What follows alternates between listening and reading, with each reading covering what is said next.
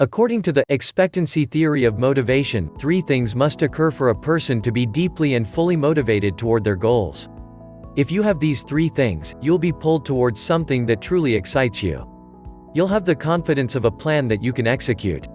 You'll regularly create small wins that ripple into bigger wins.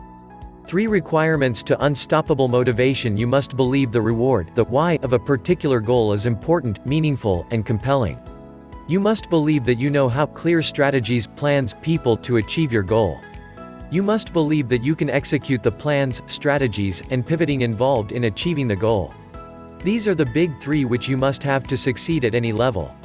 Interestingly, long before expectancy theory existed, the billionaire H.L. Hunt said, there are only 3 requirements for success. First, decide exactly what it is you want in life. Second, determine the price that you are going to have to pay to get the things you want. And third, and this is most important, resolve to pay that price. Here's how it works. 1. Decide exactly what you want and why. The bigger the why, the easier the how. Jim Rohn: your goal or desired outcome needs to be truly desirable. You need to really want it and have compelling reasons for wanting it. Jim Rohn once said, reasons come first, answers come second. You need reasons for doing something. Those reasons are your why. The more reasons you can give yourself for accomplishing something, the more motivated you will be. These reasons, when powerful, become needs. For example, look at your life right now. Most people look at their current income as a product of their situation or capability. In reality, your current income is based on how much you believe you need. If you needed more, you'd make more.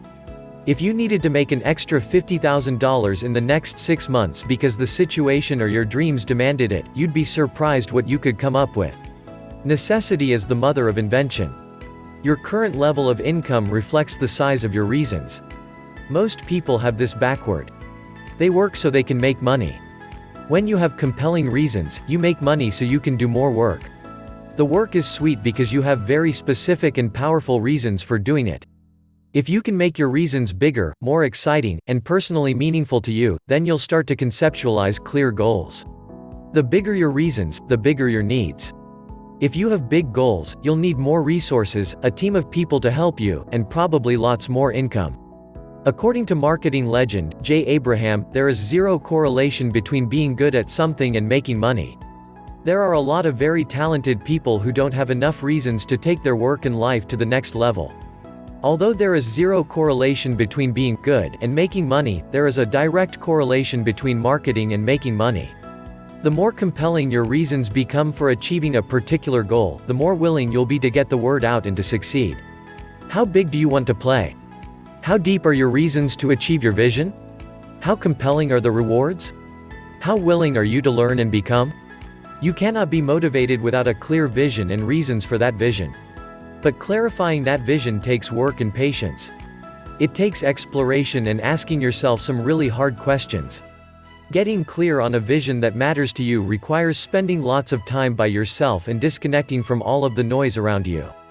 A deeply compelling why has to be more than just maintaining prior success or beating other people. You need to have something that is intrinsic. You can increase the velocity and pace of your success through extrinsic motivators. But the driving force must be something that is very personal to you. Something that you feel is your mission and purpose in life. Once you can get there, and once you can see it, then it is your obligation to begin sprinting toward it. It truly doesn't matter how big it is. You need to get as many data points as you can from people who have done something somewhat similar. If someone has done exactly what you want to do, you should check yourself. You're probably pursuing someone else's goal.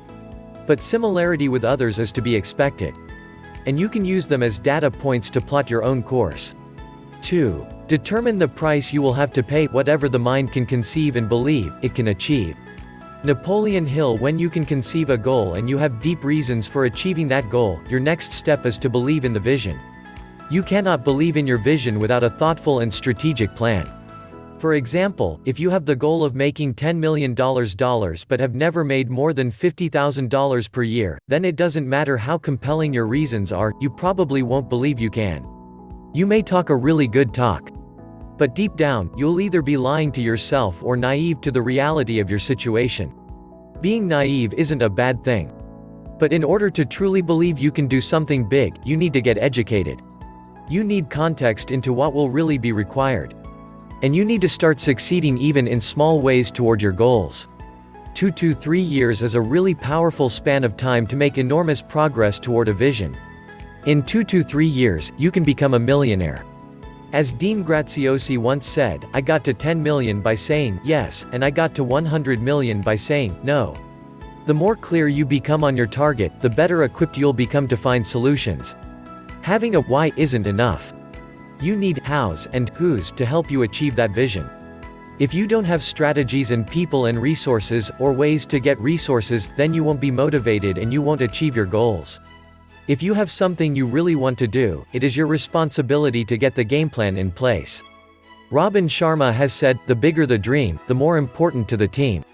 In the incredible book, Scale or Fail, Alison Maslin provides the following 5-stage framework. Stage 1, the seeker, you rule and run the domain. In fact, you are the domain. You create, sell, implement, do and are responsible for everything. Stage 2, the pioneer, you have one to a small handful of employees. You begin to delegate but are still approving everything that comes in and out of your company. Stage 3, the ringleader, it can feel like a circus at times. You begin building small teams, e.g., admin, custom service, marketing. At this stage, you are really getting clear on your vision. You are leading team meetings and developing systems and processes. You're spread way too thin. People are still not clear on what their roles are.